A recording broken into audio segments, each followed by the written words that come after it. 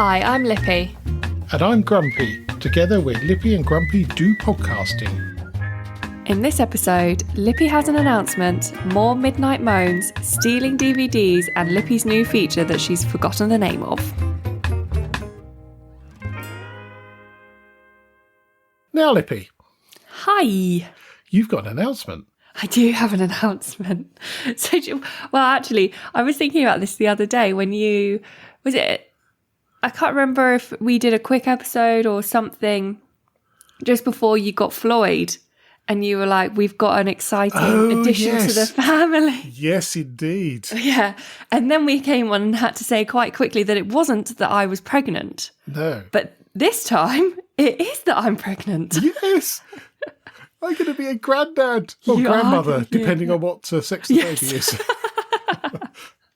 A joke that's been used multiple times in our absolutely. family. And it doesn't get tiring at all. It does not, No. yes. Oh, well, that is fantastic news. I mean, obviously, we've known for a few weeks.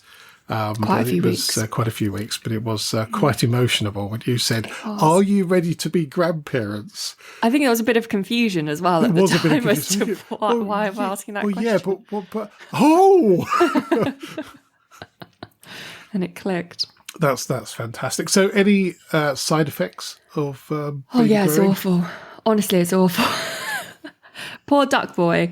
The main things, I thankfully haven't been sick. So that's been delightful. I've had the nausea, but I've not actually been sick. But I've been exhausted, and after a whole day's work, I don't want to do anything. So Dog Boy's been having to do all the housework, all the washing up, all the dinners for himself. I haven't cooked him dinner in ages because I just need to eat. So I finish work and I normally have a snack while I'm cooking something really quick for me to eat. But that lasted until about 10 weeks. And now I'm starting to feel myself again. When this comes out, I may not be again. We don't know. We'll have to wait and see. I don't know. I remember wife of Grumpy going through a period of being quite unwell, but it wasn't that long. So it might be similar sort of time span. Yeah. But yeah, other than that. And any cravings? No. Other than not wanting to eat, I haven't. I did say to wife of Grumpy yesterday is I had jam for the first time a couple of days ago. Oh, really? And it's honestly the best, not for the first time ever since I've been pregnant, sorry. Okay. No, because my diet went very much to like potato and bread. Acid soaking food. Yeah, carbs that were beige, basically. Yeah. And peas. I could eat peas. But other vegetables and fruit and meat, just nothing like that. But I had jam again for the first time, and it was the best jam I've ever eaten. And and then I had jam on toast the day after because it was so good. And I don't know if that's a craving or if it is because it's like an artisan jam that Duck Boy got gifted for his birthday from his work. So I don't know if it is just a really tasty jam or if it's a pregnancy thing that the jam tastes really good. So wife of Grumpy with the horse whisperer ate a lot of peas and claimed it wasn't a craving. And with you, she ate a lot of cream eggs and claimed it wasn't a craving. Yeah. So I think it probably is. Yeah. Because I think your body would turn down the taste buds on something it doesn't need and turn them up on something it does. Mm. I'm not an expert, and I'm certainly not a doctor. Hence the orange juice, because of the vitamin C. I love oranges and orange juice at the moment are elite. I like it. I believe there's more vitamin C in a carrot, but is it a carrot or is it banana? Something. Or is it an apple? I've been eating a lot of bananas. Actually, bananas I think might be a craving because I didn't really eat bananas. Well, no, but they're high in potassium, or relatively high in potassium, and that is something that you will need to probably stock up on a bit. So that's why you're eating bananas or why you're craving them. So good, excellent. So when's due date? Well, this is the problem. Without going into too much detail, we're not 100% sure because currently, as of the day we're recording this, we haven't had our 12-week scan yet. Okay. Our 12-week scan's next week. And we aren't sure how far along I am because we had a little hiccup early on and then they remeasured. Okay. A couple of weeks later, and they said we were 8 weeks. which would make our due date the 14th of September. Okay. But they've also said that's very likely to change again at the 12-week because... Okay, so we're talking mid-September, aren't we? Yeah, September time, which means it's going to be the oldest in its year, which is quite nice. That's quite good. Yeah. Yes. I was at the other end of the scale, being one of the youngest. So yeah. Also means I'll be on maternity leave for Christmas and summer next year, which is super exciting. Yeah. And it'll be old enough to go and do cool stuff in the summer. Because it'll be like 11 months. I don't assume that this is a holiday. Oh my God, no. By any stretch of the imagination. Just because you've got a year off does not make it But I mean, holiday. when it gets to the point where it's going to be like moving more and needing more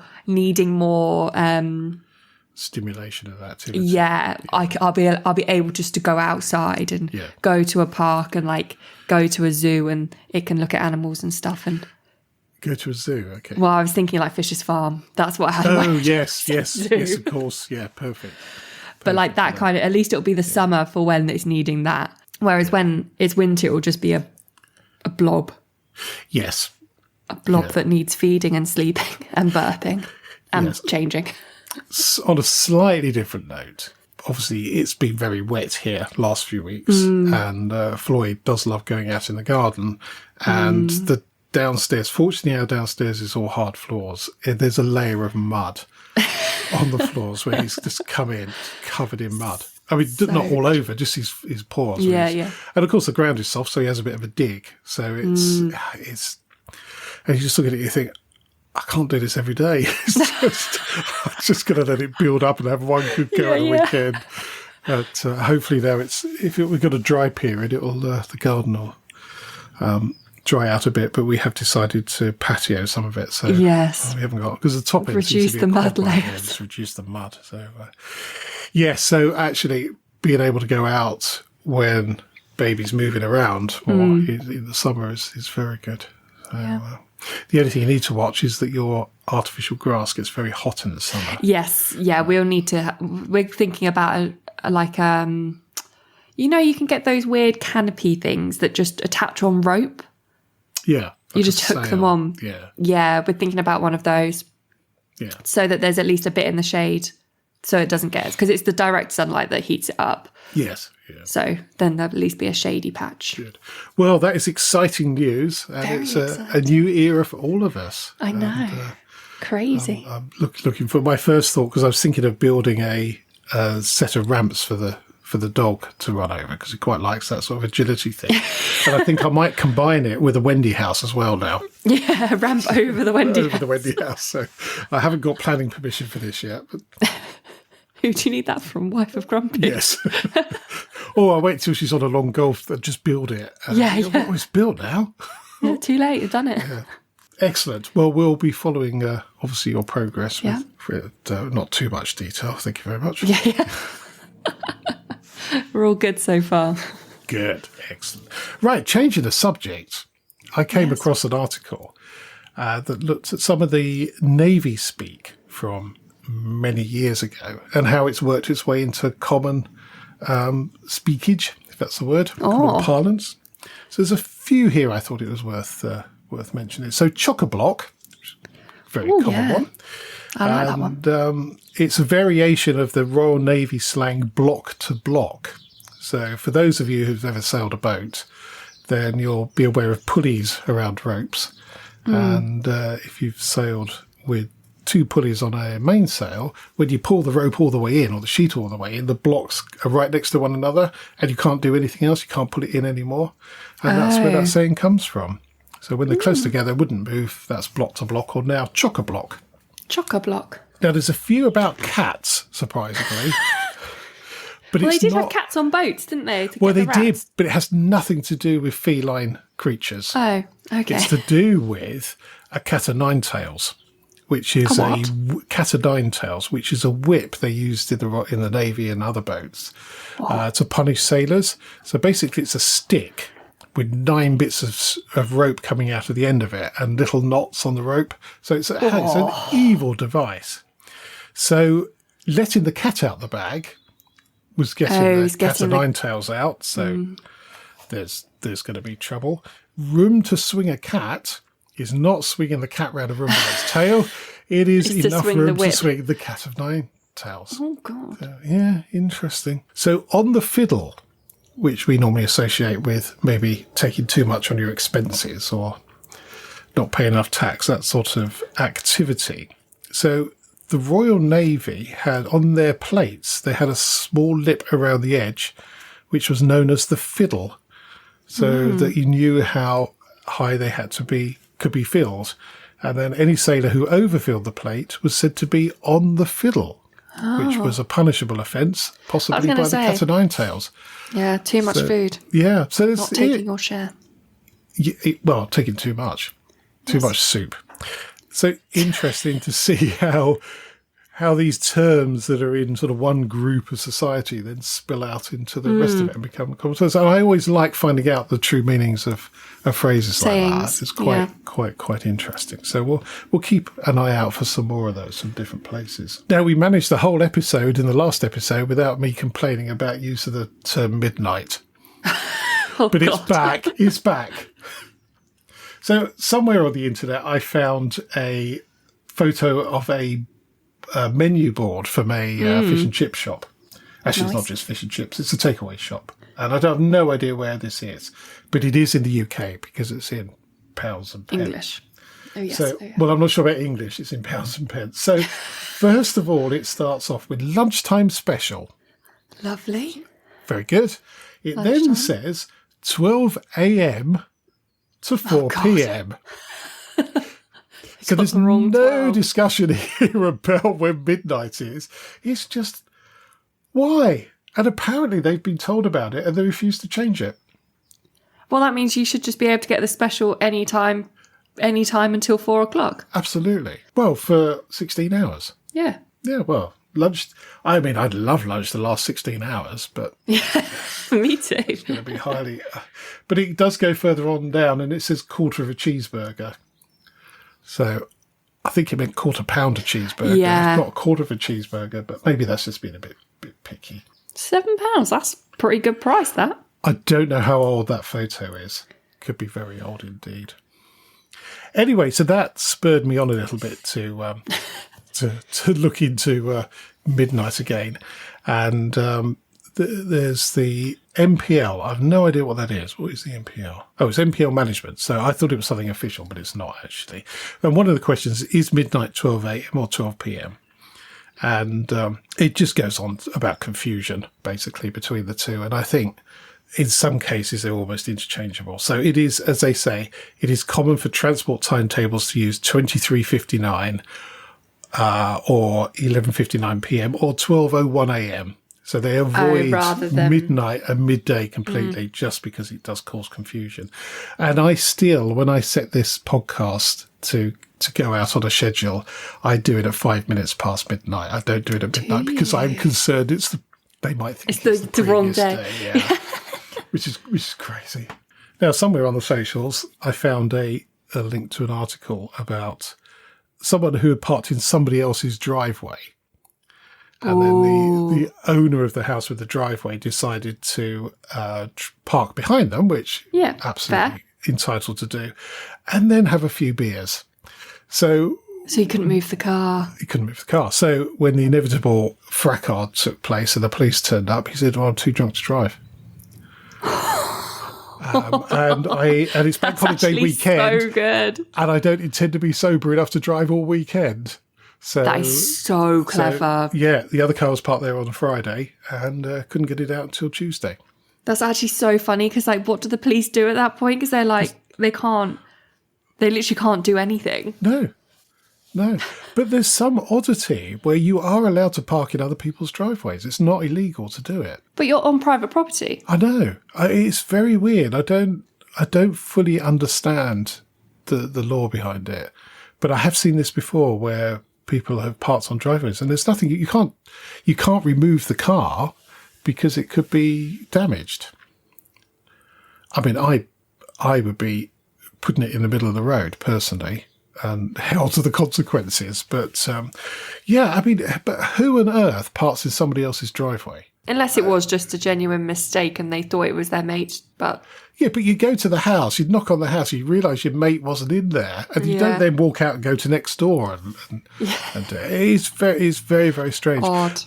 I do see it sometimes out the front here where you'll get a lorry will pull up and there's a space outside the house that is big enough for a very big lorry and it will park over our driveway. Yeah. And you just think, why have you done that? Why would you do that? I don't understand. Why wouldn't you just pull back a bit? People's parking can be a bit odd, which is why there's so many groups on Facebook covering some really poor parking. Poor parking. Love it. Now, talking of cars, you may remember the Horse Whisperer's Shogun, which has turned into Trigger's broom with more new parts. More issues. Well, she's decided to buy another car. After the fan belt snap, which is very common on that model. Unless you use a particular brand of fan belt, they have a tendency to throw the belts. So it was recovered here, and we had a chat, and she said, I think I want to get another car. And she nearly bought an Audi like yours. She nearly did. Very, very close, but she clearly wasn't that excited about it. She said, actually, she said, I think I want an automatic. So she had been swanning around in my Volvo automatic and really quite likes the laid-back driving of an automatic. So anyway, we were going to go have a look on I think it turned out to be a Saturday. She came here and she said, I'm not sure. I said, well, let's have a look on Auto Trader. So we flipped through Auto Trader and found a Seat Leon. I think it's 2015, 2-litre diesel. So absolutely solid engine, quite high mileage, over 120,000. Automatic with the DSG gearbox, so you can operate it as a automatic without a clutch. Apparently, nobody didn't try it. What? So you push the stick all the way down, and you've got up for going up a gear and then down for coming down a gear. So it's a bit like the paddles you get, but it's on the gear stick. Yeah. So anyway, this was down near Brighton. A little dealership down there. So we drove down there. A bit hard to find because we missed the big sign on the road that said 4 mil car sales, and then drove into the industrial estate it was not quite a part of. So really nice chap there, very old school car dealer. He said, just have a look around. He said, if you want to have a test drive, that's fine. He said, but there's not much diesel in it. So he said, here's a tenner, stick some diesel in it. Oh, okay. That's nice. Good. So anyway, so we drove home down the road. You would not know this was a, how old is that? 9-year-old car. It was smooth. It's like yours. There's no rattles. Yeah. The diesel was quite quiet. It went like a stabbed rat, quite frankly. It was really quite punchy. So anyway, so she's bought that one, and we were discussing what to do with the Shogun. I said, well, I'll have it. Yeah. As I spent a small fortune on it. So I've got yet another car. How many cars?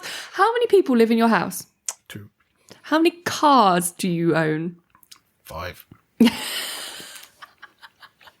Plus a camper van. Lovely. Plus a camper van. Yeah. We had a meeting for the Classic Car Show this week, and we were discussing, as we seem to discuss every year, what the minimum age should be for a classic, which has been 20 years for as long as I can remember. And I sat there thinking, that's all of our vehicles. Everything we own Every is now single one. a classic. It's a classic, but I'm a big fan of keeping things going. So, well, they all work fine. Well, the Shogun's a bit hit and miss, but it has been very good. The belt thing is unfortunate. It is very common, and so I've got some Gates belts to go on that, which last. What I'm doing is a bit of a rolling restoration now. So Wife of Grumpy has got a Volvo C70, which is the soft top version of my estate, essentially. And the seats in that were never brilliant when we bought it, quite cracked. And over time, yeah. And the driver's seat has now got into a really bad state. It was falling apart, basically. I mean, it was repairable. But what I decided to do is find some seats on eBay and replace them. So I got 2 seats in 2 different cars, and they were slightly different colours. And the driver's seat had a few cracks in it, and the colour, it was really grubby. So I tried cleaning it, and it wasn't great. And one of the YouTube videos I watched, Salvage Rebuilds, they had a guy come in, and this was for a Porsche Boxster. And basically, he resprayed the seats, and they looked like new. That's fantastic. And as always, they've got links to these guys in the comments. So anyway, so I contacted him, said, look, I've got these. I sent him a photo, and he went, yeah, he said, that's fine. He said, I think the driver's one will need a couple of panels on it, new panels. He said, I don't do that, but I've got a trimmer who will do it. So I'll take the seat cover off, get him to redo it, put it back on, then finish it. Yeah. So anyway, so I dropped these off, when was it? Early November. And he said, it'll be a few weeks. I said, well, there's no massive rush. We're still using the car. So anyway, these seats turned up. They were remarkable. I've never seen anything like it. They look brand new. So I was going to put them in, but the roof's been leaking. So we thought, should we do the roof before? Yeah. Thought, don't want to ruin the nice new seats. Yeah. So through a friend, we found a place close by that does the mechanisms, but not the fabrics. But they use a place down in Sevenoaks. So we took the car down there, new roof, and apparently it was the original roof. So that's 24 years old. So that's not done bad. Yeah. Not bad at all. 22 years. So anyway, so we got a leak-free roof, got the seats in there, and the door card on the driver's side had fallen off as well. And that was something I got become unglued. So I've glued all that back together again. That's all gone. It's looking like a brand new car. The only problem was there was an awful lot of water in the back of the footwell. Yeah, like a puddle. Like a full-on puddle. It was massive. So there's a big sort of damping pad in there that was like a sponge. So that's been out and dried. So I've got to take it out again to do that. And the problem is it's got an airbag in it. And I'm really nervous about this. Oh, no. So I disconnect the battery the night before. Yeah. And let everything just calm down and then grit my teeth and pull the wires out, and it's been okay. But, you don't want an airbag going in the side of your head. No, well, not in something you've just paid to have restored. Yeah. So I'm thinking of this concept of a rolling restoration for these cars. Yeah. So you don't actually take it off the road. Same with the show car. I've got a brand new second-hand bumper that needs some a little bit of paintwork on it. But I've been reluctant to put it on there because the horse whisperer would just drive into bushes with it. Yes. So I know what would happen. I'd fit it, and then within a week... It'd have scratches within a week. It would just be annoying. So I've got a bit of time to do that slowly and properly. So I'm looking forward to that over the summer, along with all the other car jobs I've got to do. Yeah. So it's never ending now. Never ending. But we've discovered that Floyd quite likes being out the front with the gate shut, so he can't get out. Yes. So he'll quite happily plod around. Yeah. Last time we did it, I found a pile of cloths and tools that he'd picked up. Smuggled away. Yeah, smuggled away. So, yes, you do have to watch what he's done. Now, one of my other favourite moans is about people that talk at concerts. Oh, yeah. Yeah. And this is a long while ago I found this, because obviously we had that little break that delayed stuff somewhat. Yes. And this is a lady called Lucy May Walker, and she's put a post up about gig etiquette. And she said, gig etiquette is really important to me. The audience can either make or break a show. And she's absolutely right. So her requests are, don't talk during the show, be in the moment. The audience have not paid to see you. So if you're singing along loudly or being a bit of an idiot, then go away. And have an amazing Polite time. words only. And that's absolutely right. And particularly in the moment, you see people that film the whole lot on their phone and probably never watch it. Oh, yeah.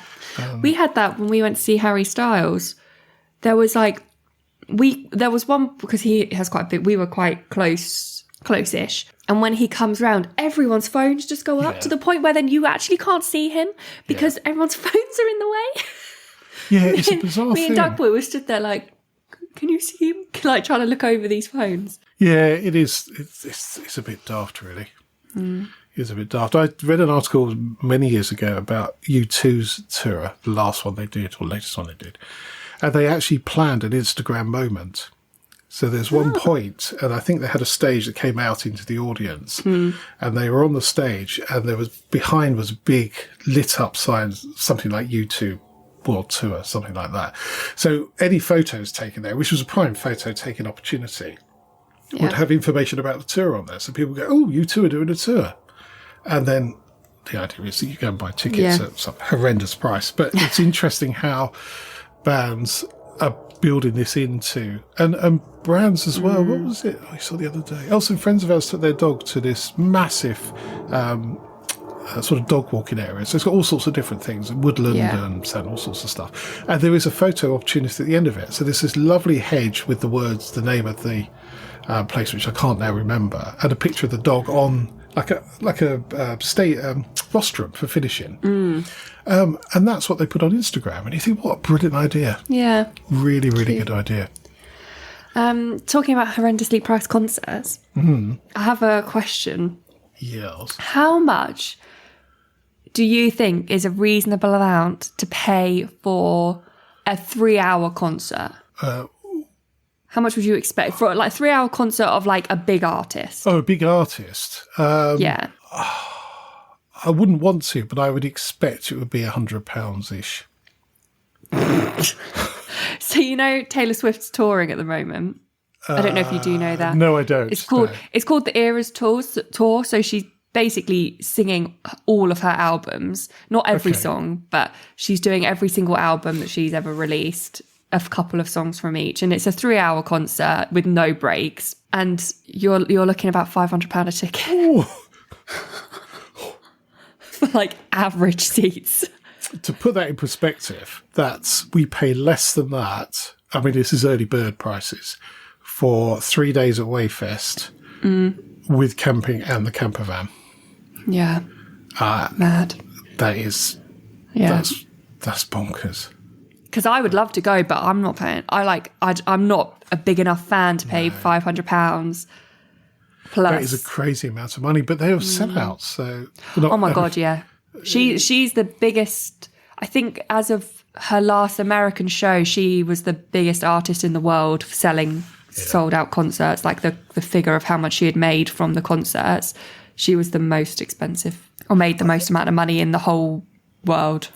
I wonder if this is because of lack of income from physical music and not much from streaming services that's forcing people into charging astronomical amounts for live events. Yeah, I don't know. No, I don't. I don't know how much her like really bad seats are, but for like a seat that you would want, you're looking like £500. Yeah, festivals are definitely the way to go. Yeah, but then if that's your favourite artist, but then one of my favourite artists is playing at Wayfest this year. Yeah, so I'm pretty keyed up about that, which is good. Yeah, which we won't be attending this year. I don't. No, obviously not. We'll see how we do. No. That's been the hardest part of this, or the whole pregnancy, is when we knew for about, I think we must have known for about 2 and a bit weeks before we told you guys, maybe a little bit longer. And they were like, and obviously at Christmas time, we kind of like, we knew we were trying at least. And like they kept having small conversations of like, oh, so you're going to stay for the whole of Wayfest again? And we were well, yeah, maybe. And then it's like, well, how long are you staying at Swanage? And we were like, well, I don't know. Yeah, it does become we're not quite, too sure. quite difficult. Yeah. There's a lot of lying involved. That's something that no one tells you. There's a lot of lying. Or evasion, maybe. Evasion, yeah. Yes. Yeah. So Scouting for Girls are playing. Are you coming? That's the day we want to come for, yeah. So we'll just see, because I will be 8.5 months pregnant at that point. Oh, no, I'll be 8 months pregnant. So can you go in the disabled part? Probably not. Because I'm not... it would depend. I wouldn't be able to be right at the front. No. Be too cramped. No, there's plenty of space there. And presumably not jumping up and down either. Well, if I want to go into labour early, then yes, jump up and down as much as you want. But I would like to not do that. Well, if you do go into labour early, we're not leaving till Big Country have played. Okay, fair enough. We've also booked an Airbnb for Swanage. Yes, yes, that's a very, very good idea. Yeah. Yeah, well, you can make your money back by renting out the shower. Well, the thought of being 7 months pregnant, almost 8 months pregnant, and sleeping on an air mattress, having to walk to a toilet in the middle of the night down a field was a no-go for me. So Yes, you've got absolutely. a nice little Airbnb about 5-10 minute walk away. Perfect. Absolutely perfect. Now, way back in September, I came across this little story, and I can't remember the source of it. It's that long ago. It might have been John Simpson, the news journalist, but it may have been somebody else. But anyway, it's quite a funny story, so I'm going to tell it anyway. So it was one of our MPs at the time gone out to Nigeria to meet various people and do stuff. And he was invited to a fancy dress party.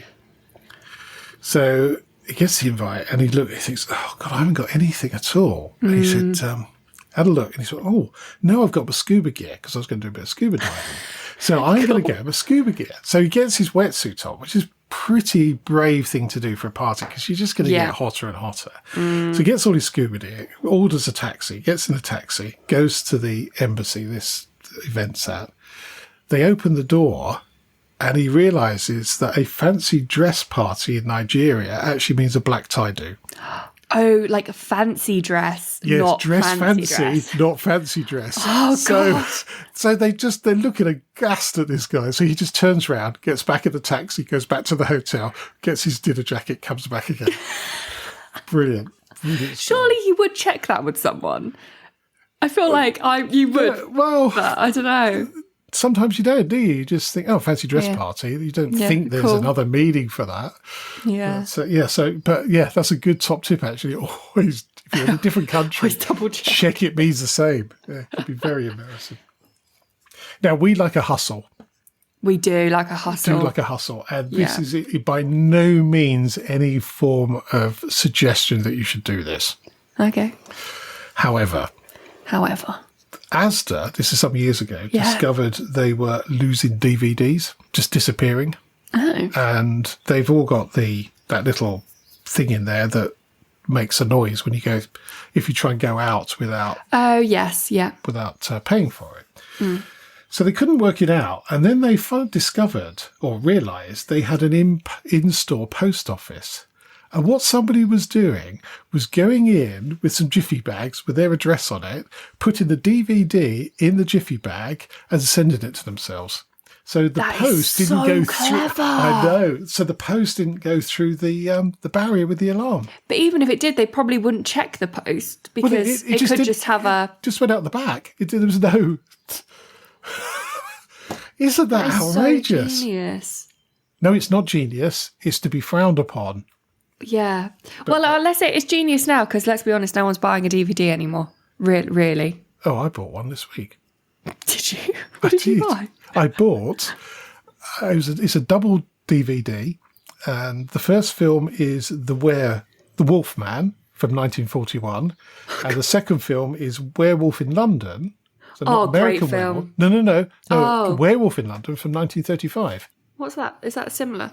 It's a similar story, I believe. And I hadn't realised there was one before American Werewolf in London, which is why... Oh, it's the one before. Yeah. But for £3.50, we've had...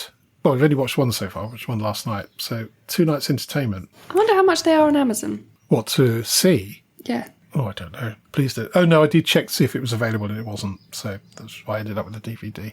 But that was something like Music Magpie. So it's £3.50 for 2 DVDs. I thought was pretty good value. And the great thing is they're only about an hour each long. So none of this 2.5 hour where the bit in the middle you just go, I just want it to end. Yeah. Talking of which, we watched the latest Mission Impossible last week, which is a very good film. Was it? Very good, but it is a bit long. And I don't think I've seen the one before this one either. I think this is a Fallen? I can't remember. This one can't remember either, but it's a part 1. Dead Reckoning, part 1. And it's a very, very good story. But there's a bit in the middle where there's, and I can't believe I'm going to say this, an overlong car chase. And quite a bit of fighting, and you just go, oh, God. So they could have cut half an hour out easily. But the story is brilliant. And you know, one thing about Tom Cruise is he always produces an entertaining film. Yes, yeah. They're good. Always very good. So, so that if you like that sort of film, it's quite recommended. Oh, I'll tell you what we watched the other day. We did take a while to watch it, even though they're quite short episodes, but Netflix have redone the book. There's a book called One Day. Okay. That was made into a film years ago with Anne Hathaway and someone else, and now Netflix have redone it as a series. And oh my god, I forgot how sad this film is. This series is. Like, Chris and I were nearly crying. Oh. It's honestly so sad. It's such a good remake though. It's slightly different to the film, how they've done it. But yeah, I'd highly recommend watching that. Oh, okay. It's they're only 20-minute episodes, so it's nice and quick. But what was it called again? One Day. So it's the same day every year. Oh, okay. So that's all you see is that one day every year, and obviously their relationship as it grows and changes, and interesting. Different things happening in their lives. Sometimes you don't even see them together. Yeah, the end is awful. I don't like sad endings. Yeah, I'm not very good with that. Yeah, real we sad. watched Criminal Record on Apple. Finished that last night. Which is a series with Peter Capaldi in it. Unfortunately, I can only see Peter Capaldi as he was in Local Hero about 30 years ago, because he's the same shape. He's just got older, whereas most of us have got a bit changed shaped, sometimes quite dramatically. He's tubby. He's just thin and wiry with an older face, but his movements are the same. But that was a very good series. That was that if you've got Apple, it's well worth watching. It's we don't pay for it. Very twisty, not we. Horse Whisperer. Oh, I was going to say, I'm shocked that you do, actually. No, I know there is a limit on how many streaming services you can have at any one time. Anyway, so with your announcement, we've got a new peg, haven't we? We do. And this is another thing, which actually probably should be the thing for today, is I've completely forgotten how I worded it. Oh, I don't know if you remember. Well, I don't, because you haven't told me. Well, no, I did. I told you when we were over. And I said it was along the lines of things I didn't know in pregnancy, or things. Oh, yes. No, I can't remember. The thing is that I organise my life with lists. If it isn't on the list, I should have written it down. Gets forgotten. But that should be one, because my memory is awful. And I don't know what it is, but the last 12 weeks, I can't remember diddly. No. Things keep happening and I forget. Lists, post-it notes. All over the my place. Calendar's been a very helpful tool. Anyway, so the thing that you can't remember, have you got something for that? Yeah, I did. It was along the lines of things you didn't know happened until you got pregnant. Yes. Okay. I think we'll look for a snappier title for that. We will. I'll think about it. I'll think about it and write it down this time. Okay. But my one for is actually mainly a change for Duck Boy, and that I slightly mentioned earlier, is that I just don't want to do anything ever. I want to eat and sleep, and Duck Boy has to just deal with that. And bless his heart, he has been amazing and just left me to my own devices and just lets me do what I want to do, and he just cleans up behind me. But that's my thing, is a big, I think, dynamic shock that you don't realise is coming, because you think obviously it's going to come when the baby's there, but it hits as soon as those hormones start increasing, it hits, and he has taken over everything, and the dynamic changes massive. To be honest, don't really clean up doesn't anymore. surprise me at all. He's a solid, dependable chap. And he hasn't moaned. He started moaning now that I'm feeling better. And he's like, well, do you want to start cleaning up again? Oh, well, we had a conversation during the week along these lines, yes, on his birthday. Really? And I said, I hope you got breakfast in bed. Not a chance. And he doesn't seem to think that you'd stop feeling ill. So you may have omitted to tell him that you were feeling better. Yeah, there was a point where I just didn't think I was ever going to feel like, you know, when you're sick, you're like really sick, and you can't remember what it's like to just feel okay again. And you're not sure you're ever just going to feel okay again. That's what it felt like in the depths of week 7. Well, the problem is, any illness, you get ill really quickly and you feel rotten really quickly. And feeling better is over a very much longer period of time. So you just suddenly think, oh, actually, I don't feel that anymore, rather than suddenly feeling better. So it is tricky. But it is interesting on wives and husbands when they realise that a baby is actually coming. So clearly for the mother, it's, as you say, fairly straight away. You feel it, yeah.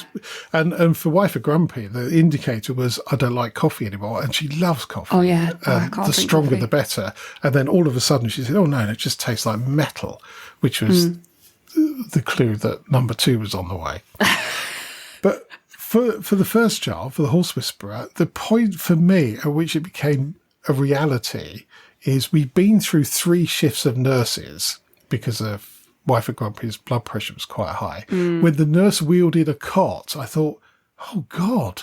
There's going to be a baby in there in a second. Baby in a minute. I mean, I just thought it was, overindulgence in kebabs. But, but it's bizarre when it hits you. And so for fathers-to-be, if it's not until you get to the maternity room, that's okay. Yeah, That's I think that will be the okay. same for Duck Boy. I think it won't really hit for him until... Obviously, it's hit for him in ways of like changing dynamics, but not so much in... Yeah. He's still doing what he wants and going and playing golf and spinning, and I'm loving that because it means that I can just chill on the sofa and I don't have to... Yeah, well, that works. I don't have to... Works for both of you. Yeah. That's but it's when he's not allowed to go spinning or golfing so that I can have a 10-minute break. Yes, well, that's a bit harder, and that... and, we've had the same with having a dog as well, that you've got to look after it and you can't both just wander off and do what you want to do. And the key is communication. 100%, yeah. Absolutely. Anyway, I've got a fun fact. Oh, yeah. Yes, about buses. About buses? Buses and bridges. Albert Gunton, a London city bus driver, driving his route across Tower Bridge in December 1952, when the bridge started to rise to allow a ship to pass through. He decided in a split second to speed the double-decker bus up and jump the gap, which he succeeded in doing. And he was given a £10 bonus. That's hilarious. Yeah. Now, what I don't know is how high the sides of the bridge were before he jumped it. Well, if there was a gap, they've got to be pretty high. Well, the gap will be... That's actually so funny for that. That's letting... I always forget what it's called. Enabling. No, when you have impulsive thoughts. Yes. When you're driving sometimes and you're like, I wonder what happened if I just went... Yeah. Yeah, like those weird thoughts that pop into your head, like dangerous thoughts. He let his win. His thought came into his head and goes, I could jump that. And then he just went, okay. Well, and he made £10, which in 1952 was a substantial amount of money. Yeah. Good on him. Yeah. Good for you. Please don't try that at home. That's it for this podcast. Thank you so much for listening. You can help spread Lippy and Grumpy's view on life by leaving a review on your favourite podcast platform. If you're not sure how to leave a review, or if you download from Spotify, there's some help at lippyandgrumpy.uk/review. And if you would like to get in touch, email podcast@lippyandgrumpy.uk. So it's goodbye from me. And goodbye from him. Goodbye. Goodbye.